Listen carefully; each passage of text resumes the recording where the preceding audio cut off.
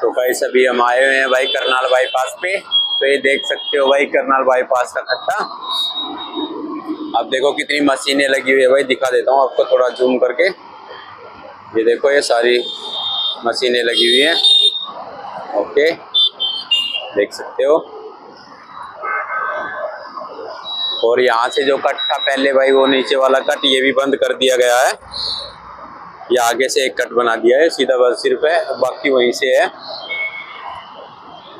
ये जो लिवासपुर की साइड रास्ता जाता है नीचे, ऊपर जाता है सीधा करनाल चंडीगढ़।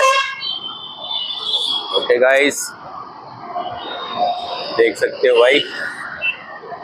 और ये अपना समेरपुर बादली वाला रोड जो है, यहाँ से हम आते हैं तो इधर जाते हैं समेरपुर बादली की तरफ। ये लिखा हुआ देख सकते हो आप,